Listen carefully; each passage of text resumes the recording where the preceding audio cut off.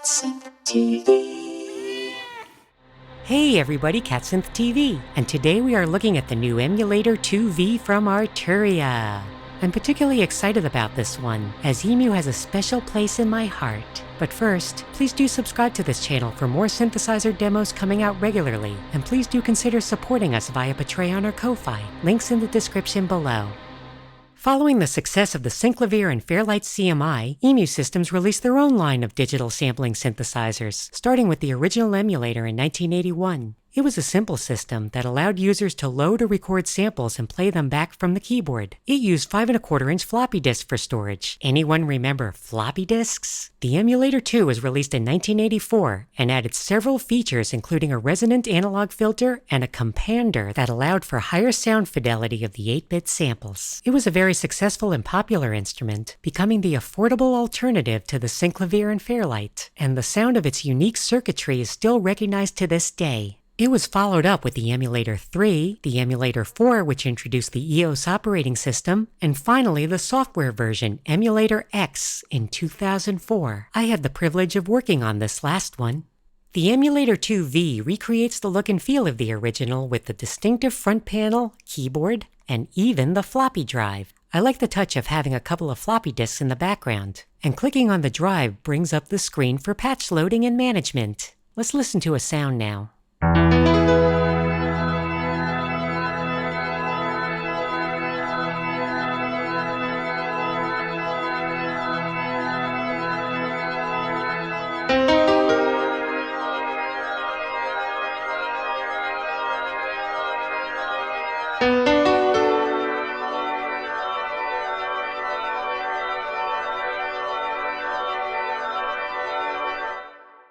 The filter, LFO, and VCA controls on the front panel allow you to change the parameters globally across all voices. Let's change the filter frequency and resonance.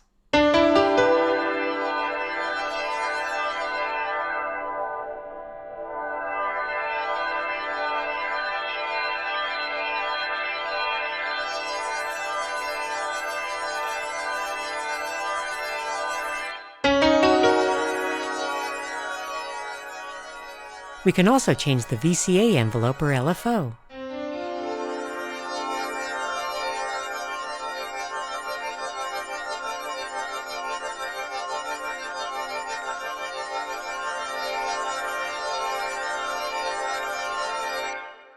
There is also a standard arpeggiator with several modes.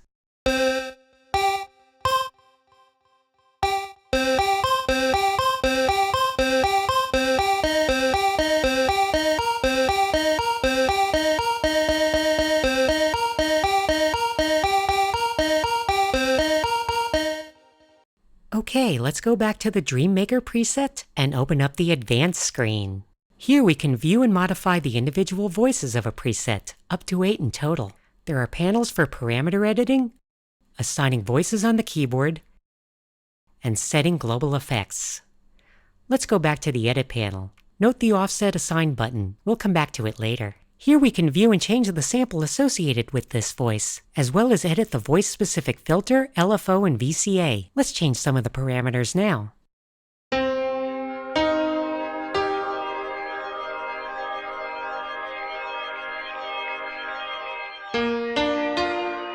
While this voice changes, the stream and piano voices remain the same.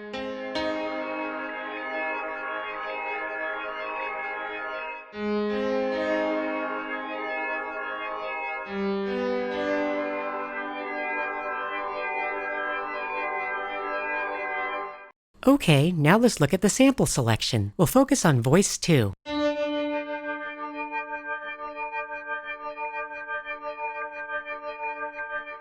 Let's go to the factory sample library and select this clarinet sample.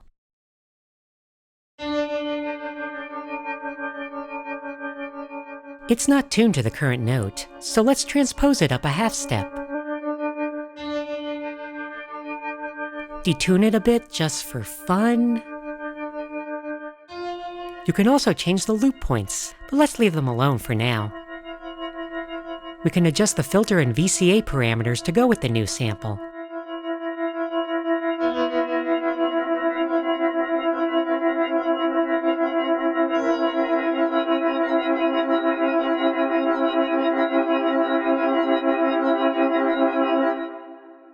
Let's now take a look at the Assign panel. Here we can see that the first two voices span the entire keyboard, while the piano voices are split, reflecting the two piano samples.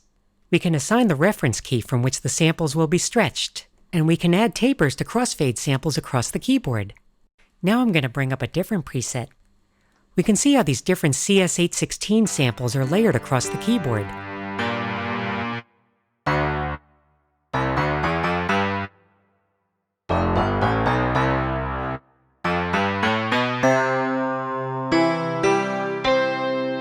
But the upper keys are used for these percussion voices.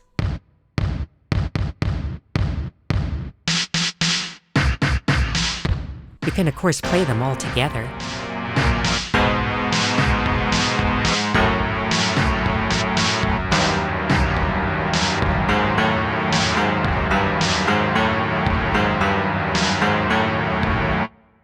Going back to the Edit panel, we can assign effects to individual voices, such as adding a delay to this snare.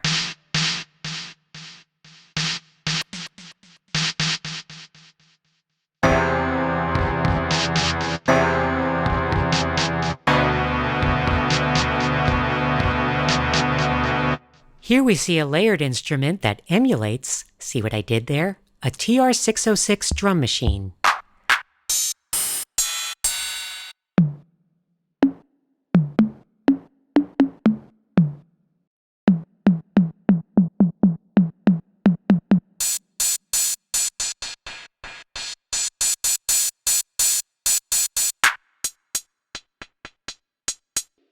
Let's go to the Effects panel. We can set up to 3 effects globally for all voices.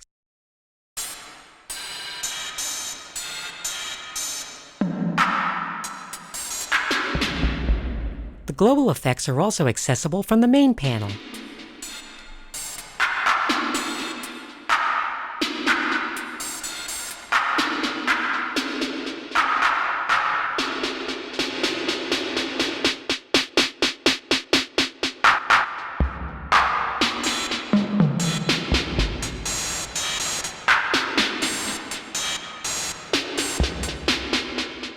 Okay, let's go back to that offset assign feature, and I'll show you a neat trick that you can do with it.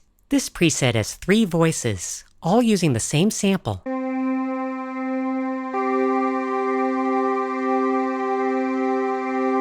However, we can see these filter parameters in red. They are assigned relatively as offsets from the global controls. We can edit them using the rims of the knobs.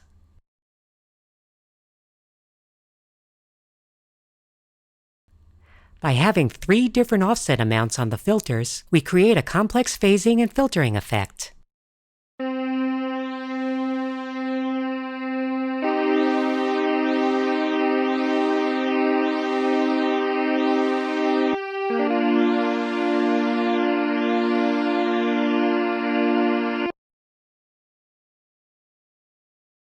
Let's make the envelope amount an offset value as well.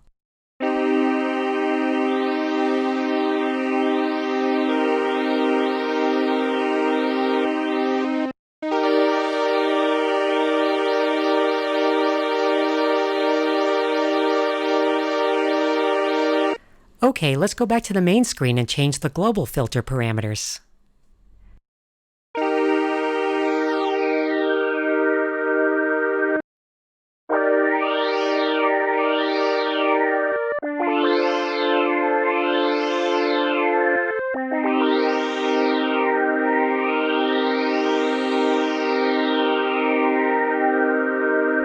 This effect portends E-MU's later Z-plane filter technology, found in the Morpheus, Proteus 2000, and the software instrument line. Now let's try building our own Emulator II preset, starting with the default.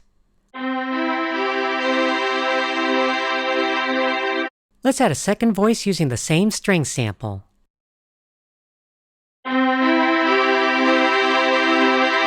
Now let's go and set up the filters to use the offset parameters like in the previous example.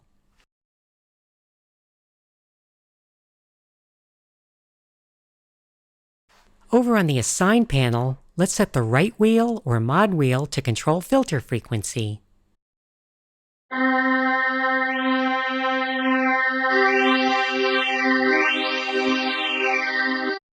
Now let's start adding some more voices. Let's open up the sample browser and assign this sample of an orchestra tuning to voice 3.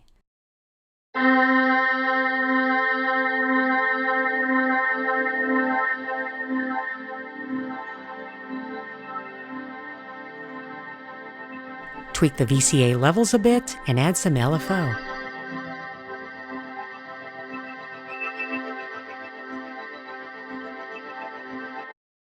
Now let's add another voice, this time using a sample I have of my cat Sam Sam in the user library.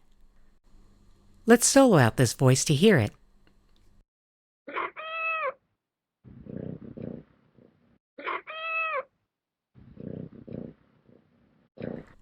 Over on the Assign panel, we can change its reference key and also assign a specific range to a couple of our new voices.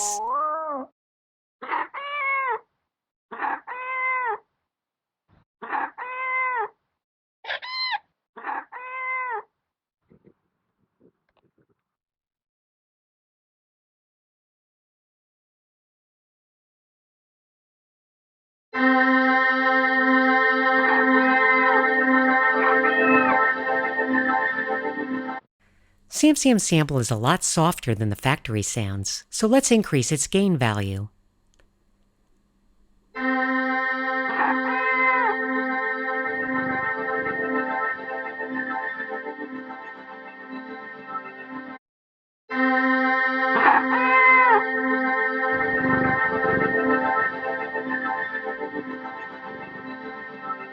Add reverb specifically to this voice.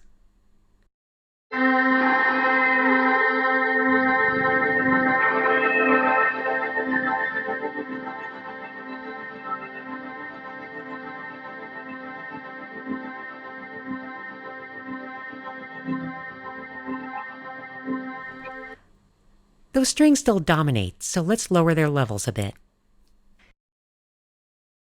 Next, we're going to import some external audio, specifically recordings of these tuned drums. We go to the sample selection view and click Add Sample to load a new audio file.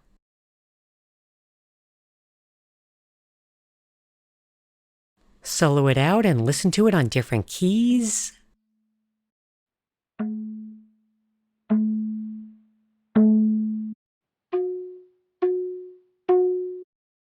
Let's do the same thing to add the other drums on the remaining voices.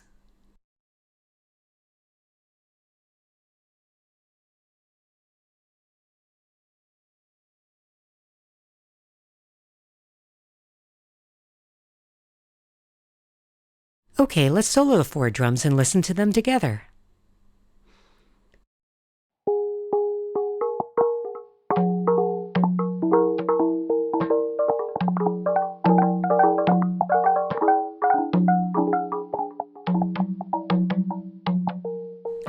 This is pretty cool by itself, but let's mix it together with the other sounds and see what we have.